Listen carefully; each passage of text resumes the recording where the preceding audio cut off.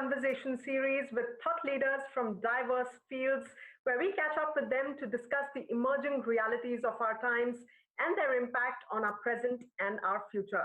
Today, our focus is on living with the novel coronavirus, a virus that's not going away from our lives anytime soon. So, in that sense, how should nations, businesses, citizens, and societies adapt and adjust? This conversation is an initiative of the Mind Institute, an independent think tank that has been set up by Hero Enterprise. So let me welcome my first guest for today, Sunil Munjal, the chairman of Hero Enterprise. Mr. Munjal, thanks very much for joining us today. Always a pleasure having you. Thank you. Thank you, Mridu. And you're right when you say this is an issue which is facing us right now. We've been in the middle of this virus now for the last some months. Different parts of the world have taken a different trajectory. We went off into this like a manned space flight, not knowing where we are going. Clearly, we are finding that the re-entry is the difficult one now.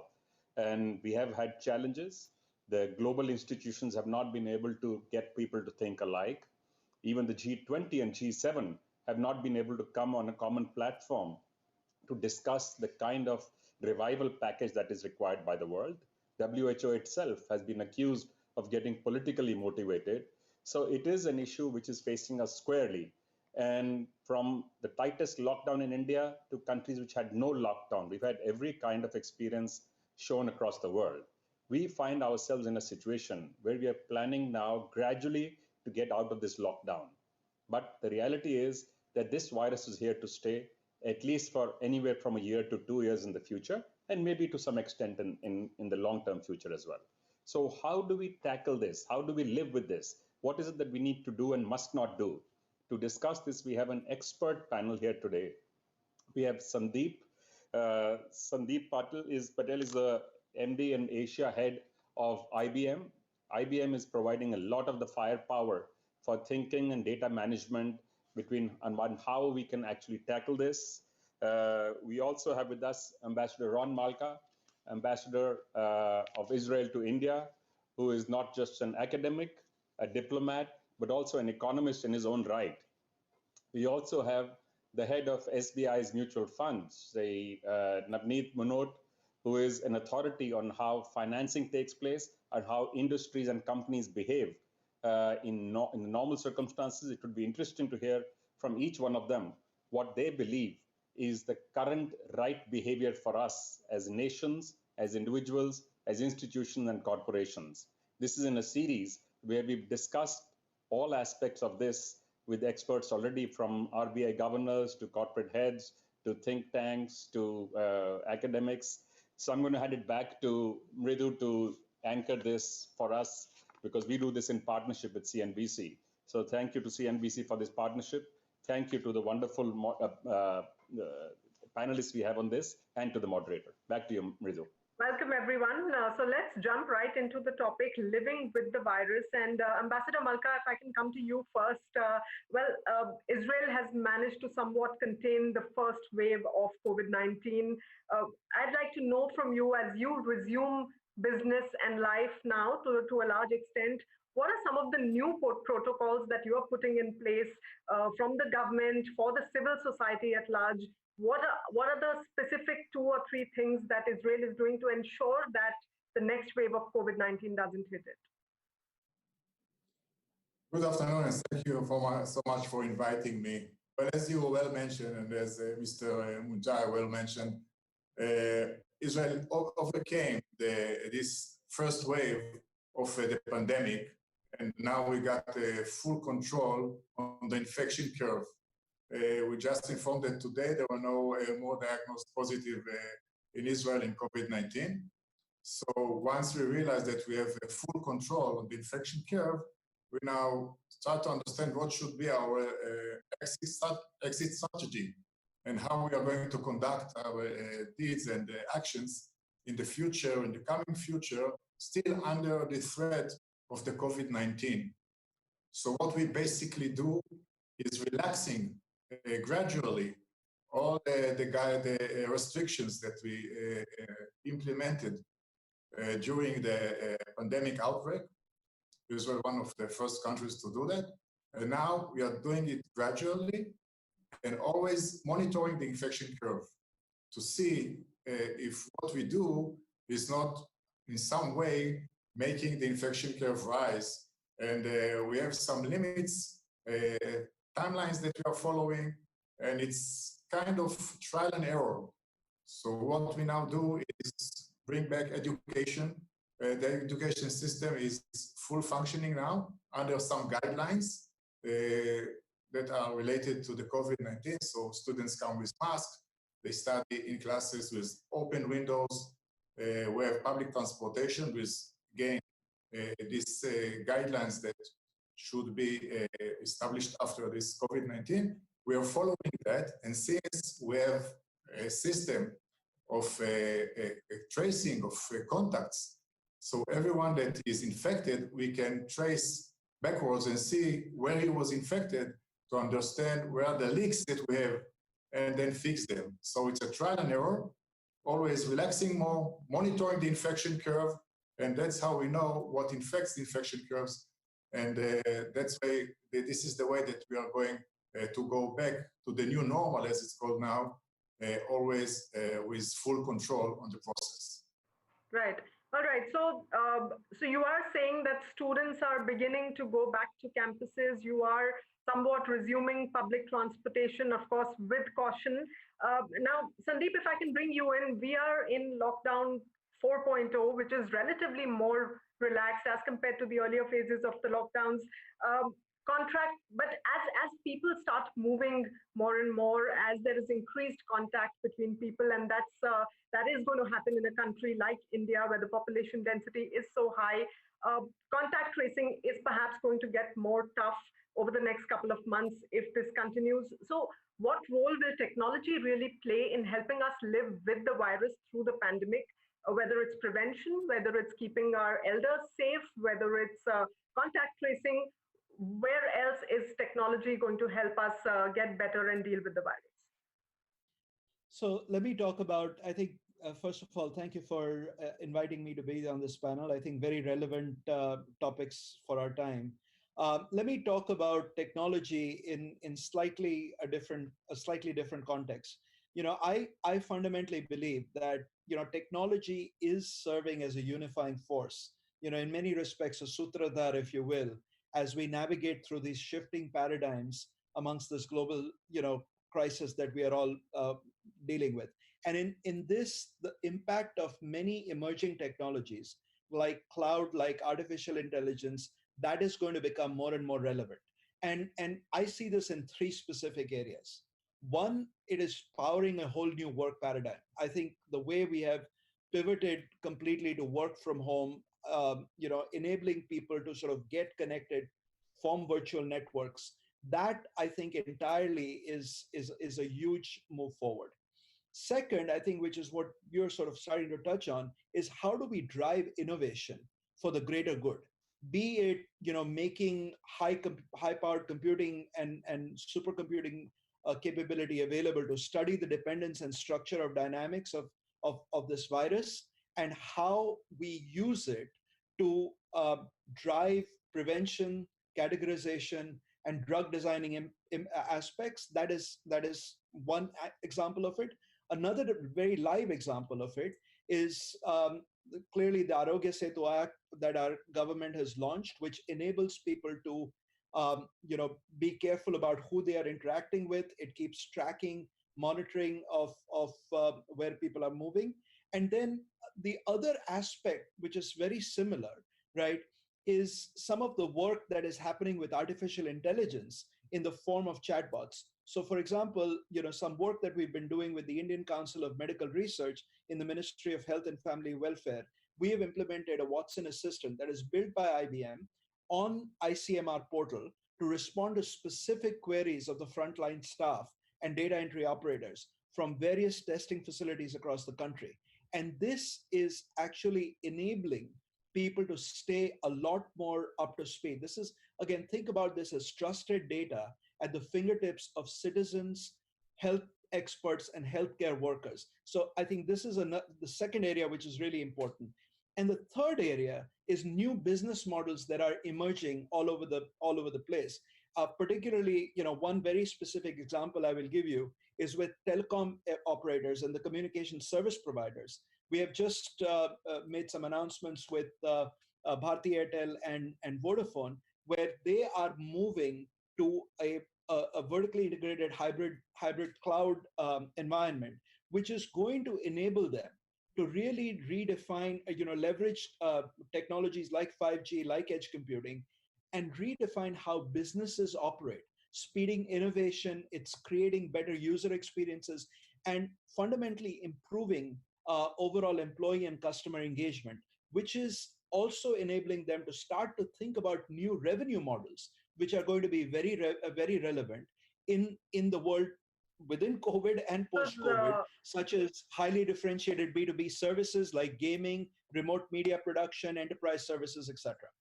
Yes, absolutely, Sandeep. And gaming has indeed taken off really well during the lockdowns. And I'm going to come back to you on those new revenue models very soon. But bringing in Navneet at this point in time, Navneet, living with the virus also means that we have to start taking care of the economy.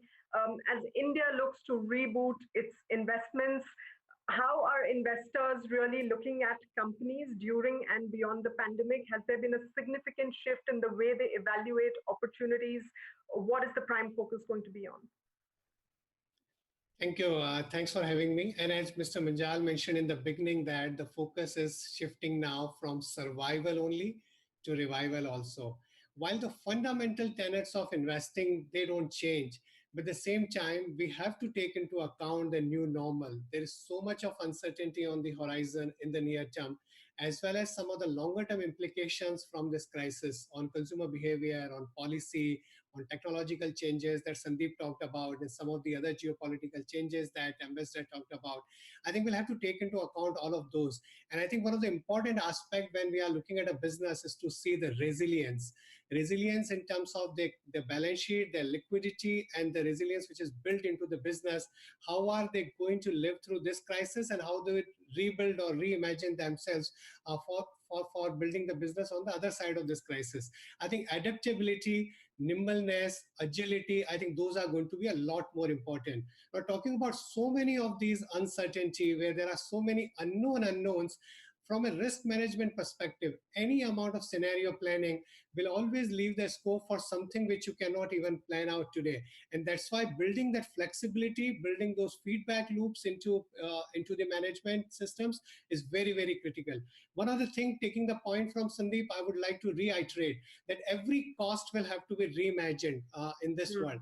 But the two costs, particularly on the innovation and technology, must be expanded. I think organizations will have to innovate a lot more, will have to invest a lot more on technology to come out stronger on the other side of this crisis. And the last piece I would add, I mean, of course, there are other aspects related to technology, because then newer risks are likely to emerge as you start working from home, start doing that. But the one last half a minute, Mridu, is I think that on the sustainability aspect, in this crisis, how do you deal with all the stakeholders, your suppliers, I mean, the vendors, your customers, your lenders, your shareholders, I mean, particularly the employees, all the stakeholders. I think that will decide the businesses that will not only survive this crisis, but will come out stronger.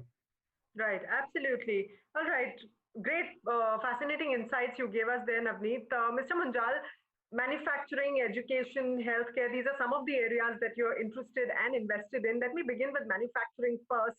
While we are talking of Industry 4.0 in India at this point in time, we're talking of accelerating automation and leveraging emerging technologies on a big scale.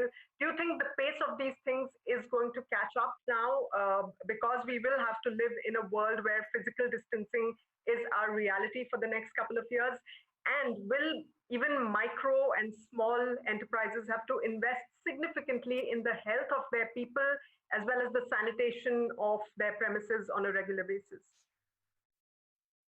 So 2 or 3 things are happening at the same time.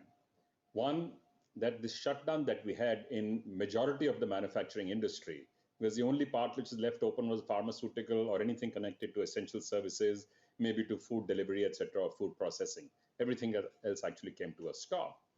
Now, they've also lost a lot of their unskilled and semi-skilled labor because of the migration that has taken place over the last few weeks.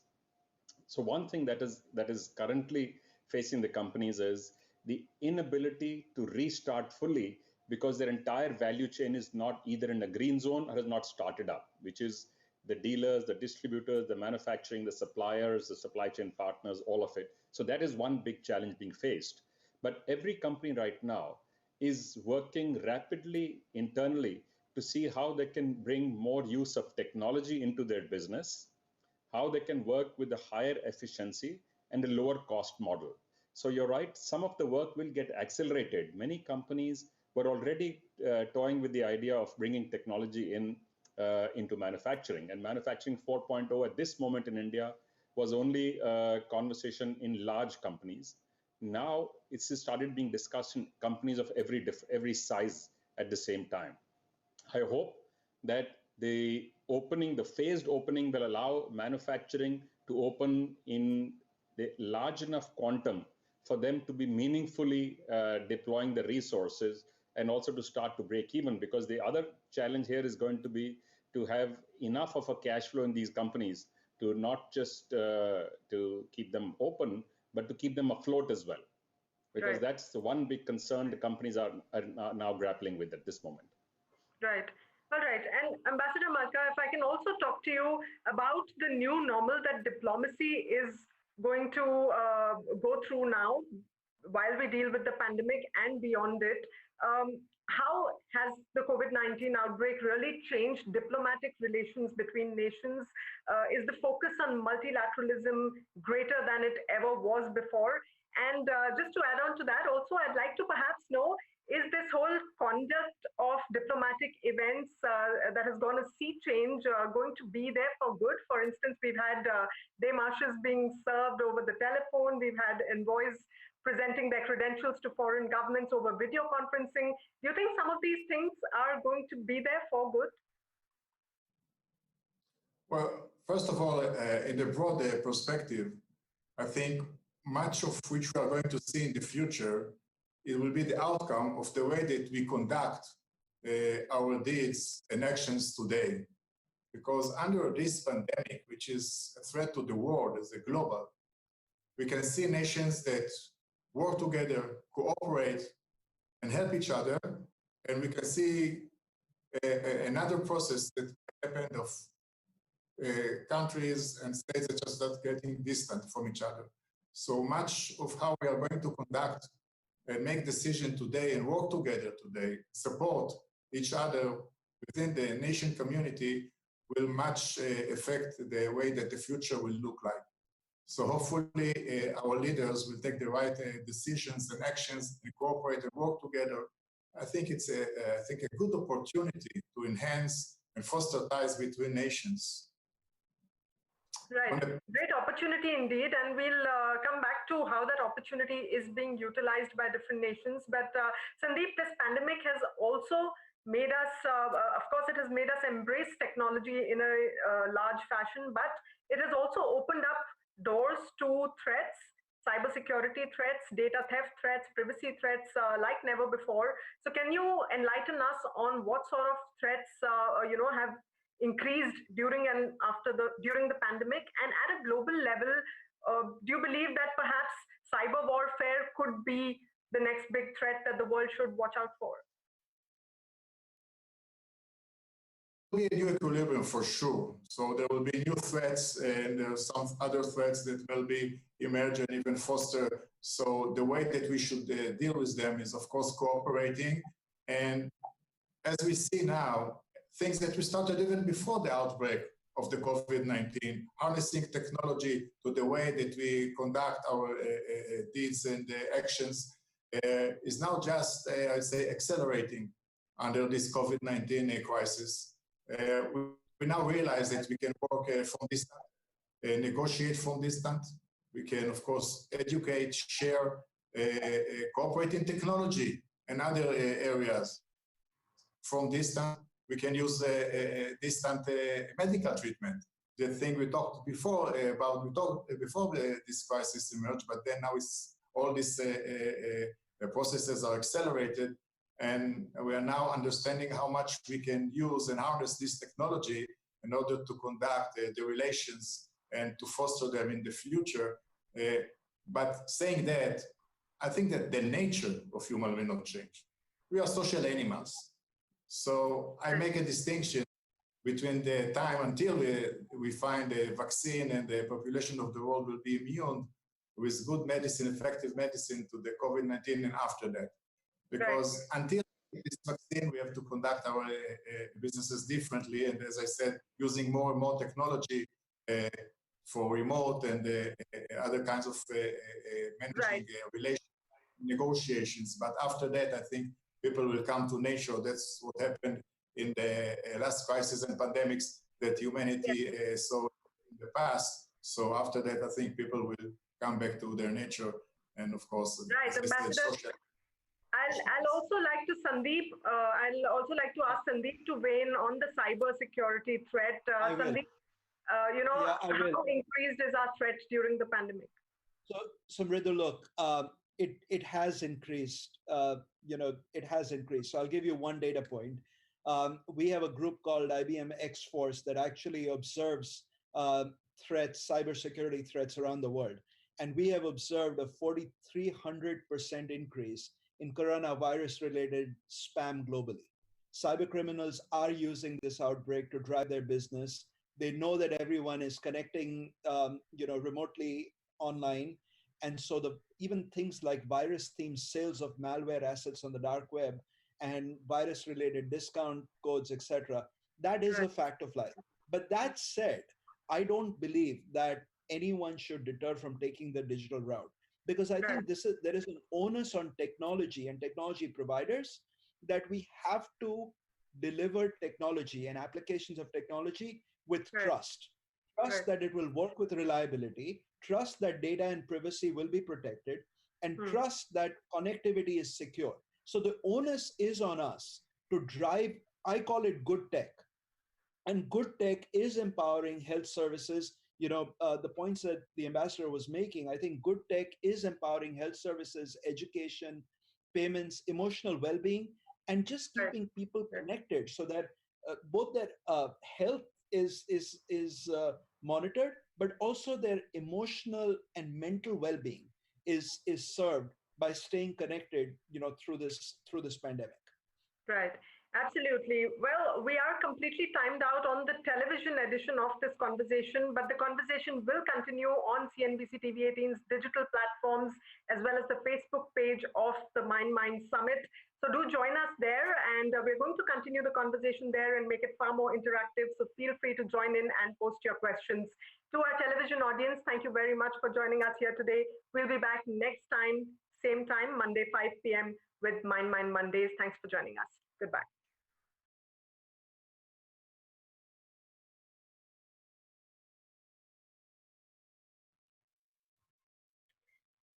And welcome back. You're watching Mind Mondays on digital media right now.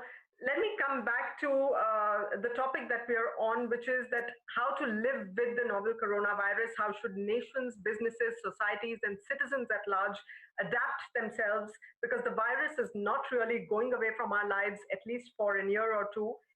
We might be luckier if a vaccine is found before that. But Navneet, if I can come to you at this point, the COVID-19 pandemic has been referred to as a black swan event by a lot of people. Some are calling it the gray rhino, which is a little less rare than the black swan. But as we continue to live with the virus, what is your advice to investors for hedging risk? Especially in these events that have small probability, but of course have very, very large consequences. You are absolutely right that in the normal distribution for the investors, particularly the left tail risk is always unhedged. Those are the events with very little probability, but huge consequences. And it's always an interesting debate in terms of how do you hedge that kind of risk. It's not easy to do that, because globally, if you keep the cash levels, I mean, the price that you pay for that liquidity is very, very high. Gold comes to mind, but it doesn't earn anything. So I think it's very, very difficult. And that's why asset allocation, the way you invest, the kind of businesses you look at in this new normal, I think all of that will have to get redefined. Also, I think I would say that the importance of ESG, which I briefly touched upon earlier, sustainability will actually get even more important going forward, simply because I think how businesses deal with all stakeholders. So that S part in the ESG is also going to assume a lot more significance for every investor. Right, right. All right. And Mr. Munjal, you also have a significant interest in healthcare and education, and these are critical services that have seen great disruption in these times. We've gone online. While we've had the tech infrastructure there for a while, but I think the mainstream going online of healthcare and education has really happened through this pandemic. What further disruptions do you foresee as we continue to live with the virus for the next year or two? If you don't mind, first I'll take up a subject which is not part of the theme today, is social behavior.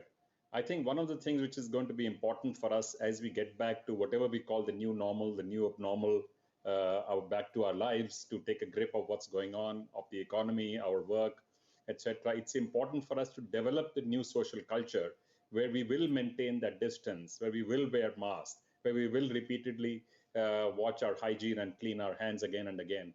I think it's simple stuff which needs to become second nature to all of us. And going back to your question, and also, by the way, there is this big debate which has been on whether the shutdowns, lockdowns are good or not. There is no double-blind study, so we'll never actually know. But in a country like ours, for sure, now from a health care point of view, I'm saying, it has certainly helped us push back the onslaught of large numbers, and also helped us to prepare our abilities better. Availability of hospitals, beds, ICUs, ventilators, respirators, protective gear, all of this we are better equipped. And education for the last 15 years has already been talking of inducting more technology in, starting with smart classes 20 years.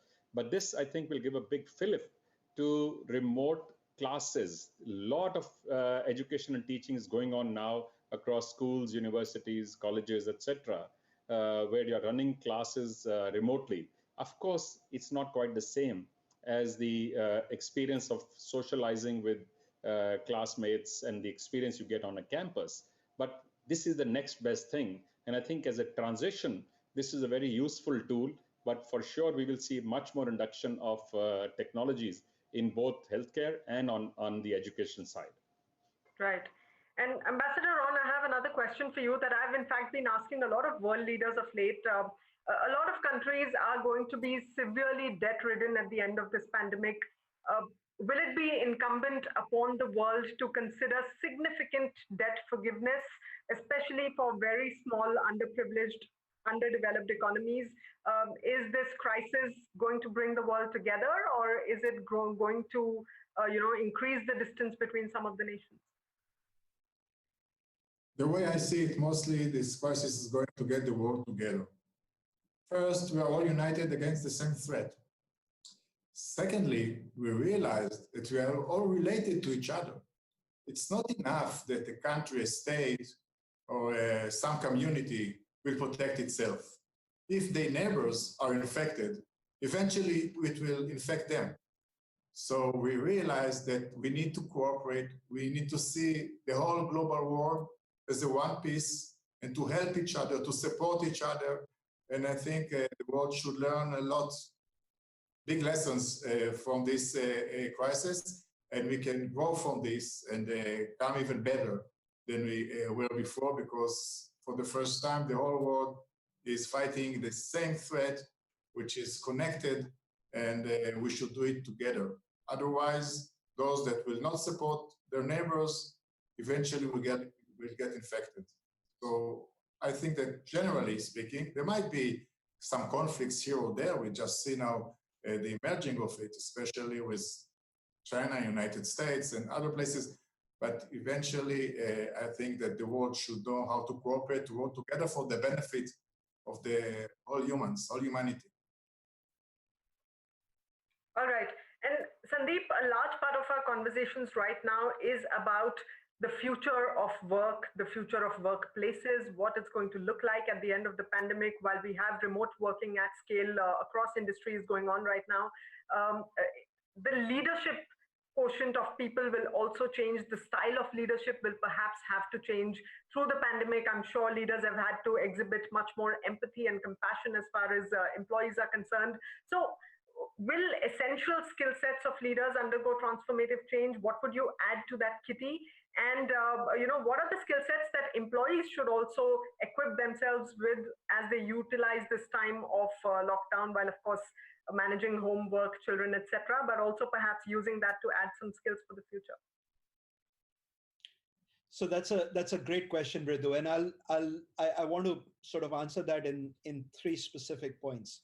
I think one of the skills that everyone will need to develop as a part of this new work environment that we are all a part of, right, is how do we get comfortable with working remotely and with a much higher degree of automation. So just to give you a very quick example, we have a digital learning platform called Think Academy.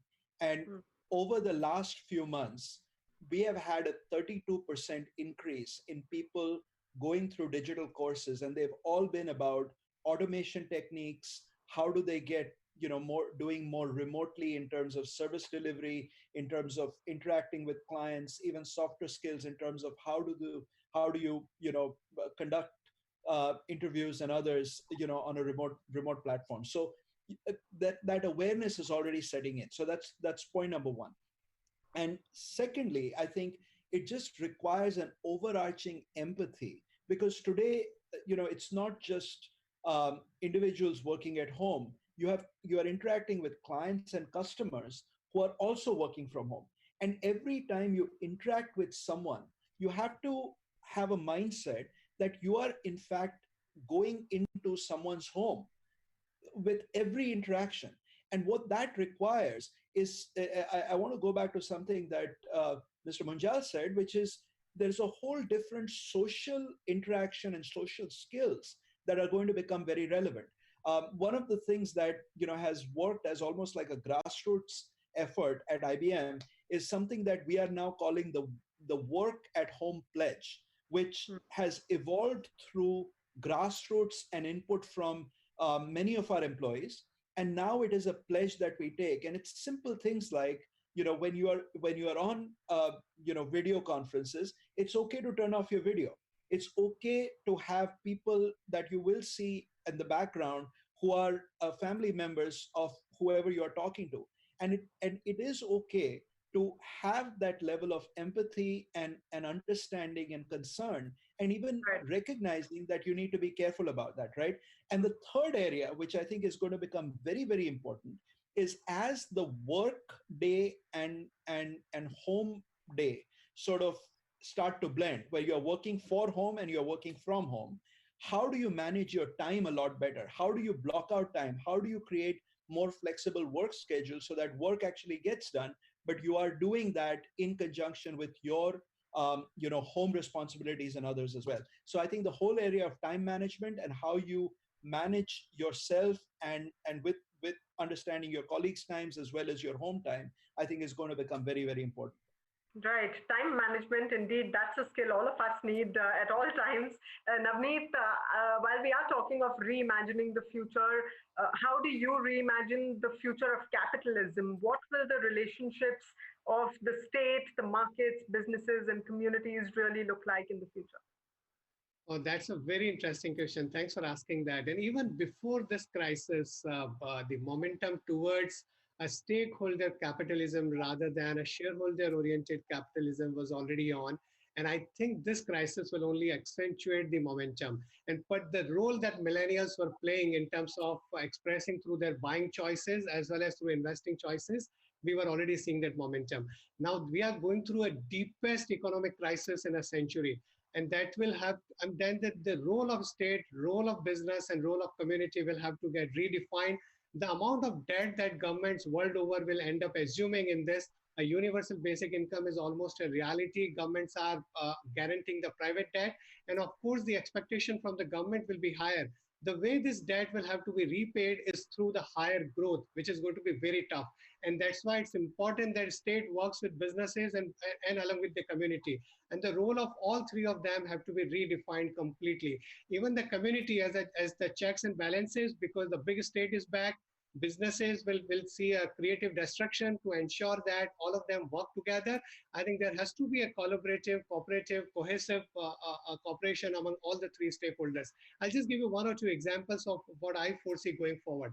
Number one, healthcare is going to be at the center of the public discourse, but healthcare will not only be the responsibility of the state, where of course they will be spending trillions of dollars going forward, but I believe that has to be the agenda for almost every business leader, including the business leaders who are not part of the healthcare sector. So providing a preventive healthcare in terms of physical, emotional, mental well-being of all employees or stakeholders will be a responsibility of all business leaders. Reskilling employees, we are going to see an unemployment of unprecedented scale, and now the technology that Sandip talked about will again make a lot of jobs completely redundant. In that case, ensuring that how society will be able to find livelihoods, how society will be able to live peacefully and create new prosperity, business leaders across the world will have to work a lot more on reskilling their employees, reskilling all these stakeholders. And I can just go on. To me, I think there is going to be a completely reimagined capitalism, where I think we'll have to find the best of capitalism, where we work with good rule of law, property, the private property rights, along with lots of checks and balances to ensure that we create a shared prosperity, and we create an equal society with equal opportunity. Otherwise, the kind of economic crisis we are seeing, it can lead to some of the other social challenges. I hope, and I think Mr. Munjal very rightly mentioned in the beginning, that I think we are not seeing the collaboration at the global scale that is really required today. Right. Right. And Mr. Munjal, if I can come to you, a bunch of interesting insights that Navneet just shared with us. I want to pick up the one about healthcare taking precedence across workplaces, across minds of leaders in the future. In that sense, do you also see an accelerated pace of convergence between global healthcare and technology firms that has been happening to a large extent in many parts of the world? But in India in particular, how big is the India opportunity for them? I think it's an enormous opportunity. First, it's a crying need for sure, because right now we are low both on capacity, and barring a few top-end institutions, we're also slipping on quality. So it is essentially required right now that we induct both technology and methodology to increase the spread dramatically. And by the way, this is happening worldwide. If you look at companies like Verily, their mission in life is to improve the healthcare record of every individual on this planet. There are others looking at gene therapies, gene splitting, gene sequencing. There are others looking at minimally invasive surgeries. Incidentally, as you know, we had one Mind Monday session only on the COVID-19 and public health. We are now planning actually 2 of them on future of healthcare. So we want to go into detail into this. This is an absolutely enormous need and an amazing opportunity, both at the same time. I just want to take on one more point that Navneet made about the economy being boosted not only by governments, but by business. Business does need to and will play a big role. Business at this moment needs the support. The Indian government has done an amazing job on a widespread. I was trying to read all the things that have been done. There are 59 line items of what we have done. What has not happened, which companies have objected to, is direct cash infusion in people's hand to be able to kickstart consumption and liquidity directly in companies so that they can maintain their operations at this stage. It is all coming as debt through different instruments into banking, etc. So I hope the transmission of this will be smooth and will actually allow the players in the economy to play a much bigger and a more dynamic role to bring the world back to where it needs to be and further. Right, absolutely. And now I know that you also like to pose a few questions to our panelists. Do you have a question for any of them at this point? So I'd just like to ask, I'm going back to Navneet for a minute. Navneet, of all the things that have been announced by the finance minister over the last many days, is there something which stands out for you? And what do you think is the actual quantum of cash outlay that the government is taking on its own books? And how far do you think it ought to have gone? So I think the actual cash outlay in this year may not be more than 1 or 2% of the economy, somewhere between those two numbers. That's not very high. I think what the government has been trying to do is to create a multiplier effect. Also, almost 40% of the stimulus of that 20 trillion rupees is coming from the RBI. How do you get a multiplier effect? How do you inject confidence into the banking system, financial system, and businesses so that they can, as you rightly mentioned, so that they can borrow money and run their operations? But I completely agree with you. I think we need a little bit of more demand stimulus at this stage. And that has to be done through programs like NREGA, where a little bit of increase in the amount has been announced, but maybe a substantially higher amount in those kind of programs, which not only boost the demand at this stage, but also kind of create some capital investments, which increases productivity over a longer run. What stands out, I think some of the reforms measures, I mean, not much has been talked about. I think some of the agricultural related intentions, particularly on dismantling of APMC, dismantling of Essential Commodities Act, I think this can pave the way for a significant another revolution in the agriculture sector, where we really ensure that farmers get the right prices and we really scale up our agriculture. We can become a big powerhouse on agri exports also. I think the another could be the intention on the public sector, that is structurally over a period of time, we only want to retain those public sector units which are strategic in nature, and even in those sectors, not more than 2 or 3 or 4 units, and rest will get merged or the others will get privatized. I think those are like real big intentions. On the coal sector, while I think it will take some time, but I mean, India is one of the largest reserves of some of these natural resources, and we are also one of the large importers. I mean, that's a dichotomy, and I think we need to really plug that, and I think we can really cut down not only on our imports, but can give a big boost to our overall metal and mining sector, which can again is a large employer.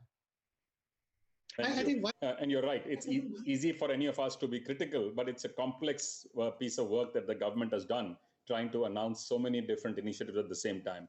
I have a question for Ambassador Ron Malka as well. Ambassador, may I ask you about the Israel Institute of Biological Research? Appears to have made some massive breakthroughs in the response to COVID-19. Can you tell us a little bit about this? And I have a second question which is attached to this. Are any of the Israeli institutions, the defense institutions, the medical institutions, do you think some of the work that they do can be repurposed to address the current requirement of the global pandemic and going forward for public health?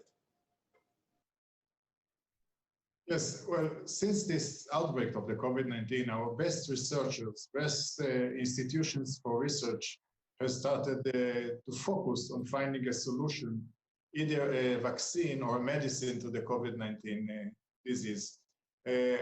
Yes, our Biological Institute for Research has done a dramatic breakthrough, developing 3 kinds of antibodies that each and every one of them can neutralize and block the COVID-19. It was demonstrated in the laboratory.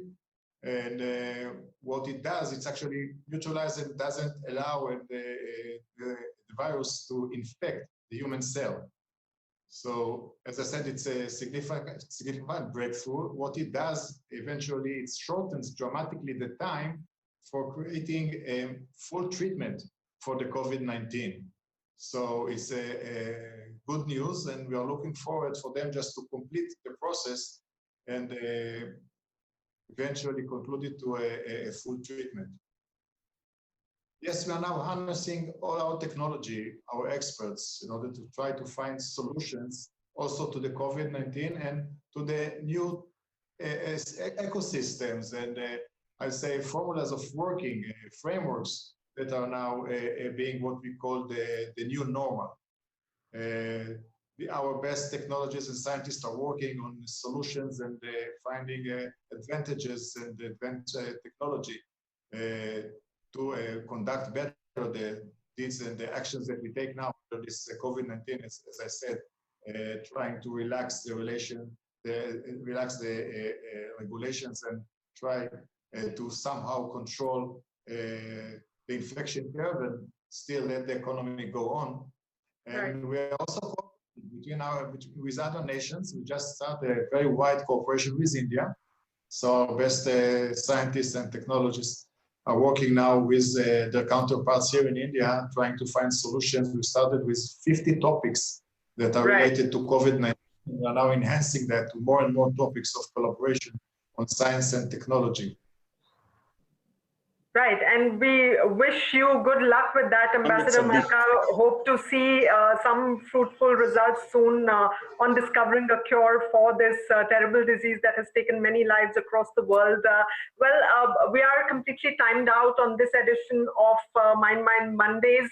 Thank you very much, gentlemen, for joining us here today and sharing your insights on living with the virus. The next year or two is definitely going to be difficult for us, but we are in it together, and here's hoping we all come out safer on the other side. Thanks very much for joining us. Thank you, Mr. Munjal, Ambassador Malka, Sandip, Navneet. Thanks very much. Thank you. Thank you.